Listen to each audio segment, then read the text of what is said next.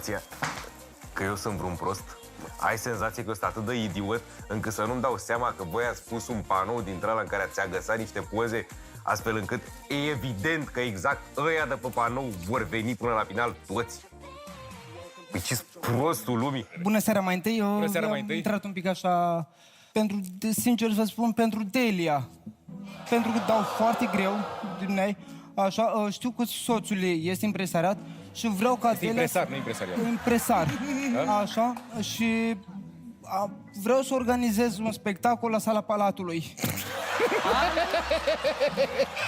Eu știam, dar vreau să văd cum reacționați voi. Cine cântă la spectacolul ăsta? Eu să fiu invitată, nu? Și am venit, deci, dacă anul trecut oamenii, deci, la modul general, ați spus că mint și așa mai departe, nu am societate, astăzi evenimente și să arăt ție, personal de ea. E mai amuzant decât mulți care au fost pe scenă, înțelegi? Certificat de înregistrare. Auzi, Gică, e adevărat ce mi se șoptește în cască? Că tu ai organizat un spectacol la Sala Palatului și ea de la ea bilet au trebuit să nu mai facă spectacol pentru că de fapt nu aveai un spectacol? Nu au înțeles. Cine nu a înțeles? Am făcut afiș, am pus evenimentul pe iabilet.ro la sala polivalentă din Iași, organizată, nu știu ce dată, nu știu ce formație de asta din Moldova. Până s-au prins aia, bă, tu n-ai vorbit cu noi, ce ai făcut? Cine? Trupa respectivă? Da. Și dacă dă și țepe, e perfect pe manager, mă. Gata, mă, a început să fie... A început la fix, a a început prins. să facă treabă. Așa au început toți treabă. ăștia. Păi da, cum? Nu am organizat nimic, urmează. Dar zi, contract de colaborare, ăsta văd, mi l-ai adus să-l semnez eu? Contract de colaborare, mă, uite. Deci, efectiv, să arăt ție, personal, că chiar am societate, așa, și că vreau să fac un spectacol pentru tine la Sala Palatului. El o să plece, că el acum deja se duce acolo să aranjeze decorul, toate astea, adică eu... Când a auzit, nu mai poate să mai stea. Așa, uite. Pentru mine, Gică Gavrilă este un nume la care nu mai reacționez. Nu vreau să-l mai văd, nu vreau să știu ce face și de ce îl primiți. Punct. Treci mai departe. Nu, păi, eu plec în momentul ăsta dacă tu mă mai întrebi ceva de Gică Gavrilă. Uite, mă, bă, ăsta e mai des pe televizor ca voi. Așa. Și mi-ați adus contractele să le semnez, adică... Nu știu, le lăs aici. Deci vorbești cu dumneavoastră? Deci, De când am văzut contractul, am... Domnul Gică, mi-ați adus... aici scrie și Negru cu alb. suma. 1500 de euro. 15.000 de euro. Eu aș zice să te gândești. Bă, Gică, dar plătești bine, mă.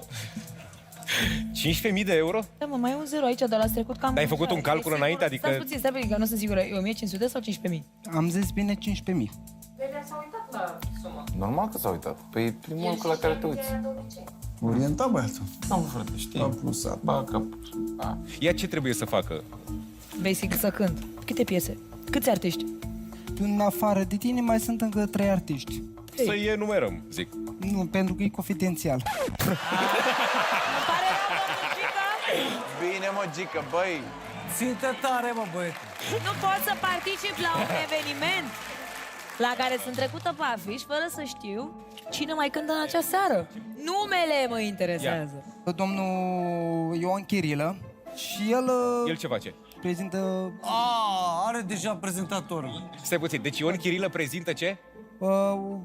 O emisiune folclorică la Favorit TV. Bun, deci Ion Chirilă odată? Doamna Maria Mânzu, doamna Sandica Mânzu din Brăila. Surori? Nu, le cheamă la fel, Mânzu. Nu. Nu au nicio legătură una. Dar de unde sunt amândouă? Din Brăila. Brăila. Și le cheamă Mânzu? Da. Și nu sunt rude? Nu sunt rude? Maria Glosu și Mânzu Sandica. Ah, ok. Am înțeles că sunt doi mânji. Zic, unde cu doi mânji în Brăila și nu sunt rude? Și presupun că acest concert va fi în Brăila. Nu mă, la Sala La Palatului. Sala Palatului. Din București. Da. Nu, din Brăila. La București, chiar ieri am fost și am avut o discuție la oficiu juridic. Doamne, dacă mă iubești, mi-ar fi plăcut să mă fac o muscă să te văd eu pe tine la direcția juridică sau unde ai fost purtând această Dacă discuție. doriți, dăm un telefon. Te rog. Dar la ora asta e târziu și nu răspunde nimeni, aia e problema. Da.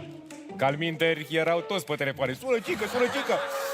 Și dumneavoastră vreți să semnezi... Nu dumneavoastră, dumneavoastră. Gică, i-am Gică. rămas pe contractul. Gică, vrei să semnezi contractul, să cântăm împreună eu și doamnele și domnul. Dar ea presupun că are cea mai mare sumă în contract. Adică doamna Mânzu nu ia tot 15.000. Nu știu, e confidențial. Pot spune că e sub 5.000 de euro, atâta tot. Auzi, Gică, stai puțin, e sub 5.000, e mai mare de 4.000? E sub 4.000. E... Ok, Gică, e peste 3.000? E sub 3.000 de euro. Gică, e peste 2.000? Sub 2.000 de euro. Gică, e peste 1.000? Sub 1.000 de euro. Gică, e în jur de 500? Perfect. Alminter, e confidențial.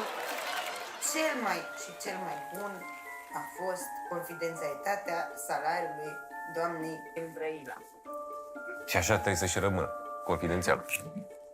Gică, să nu ne dai niciun secret. Asta vreau să te întreb.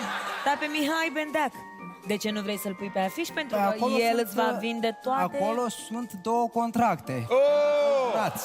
Oh, pentru 2? Da. Chelul de asta pleca, mă, că știa că nu o să-i dea contract. A, am și eu un contract. Bineînțeles. Ok. Uite, Adică... amândouă sunt cu 15.000? Da. Gică v-a dat. Ne-a dat. 15.000 e o sumă, ne? Mai ales că nu sunt, adică nu sunt, nici măcar nu sunt main act sau așa. Nu, e un moment, nu? În tot spectacolul. Face mai mult de 15. Mamă, dar ce nu face? Aduce cultură în spectacol. De 15.000 face și artă și cultură. Banii ăștia pe care îi dai artiștilor, de unde e? Omul mai și muncește. Deci combinăm salubritatea cu impresariatul. Facem curat în show business.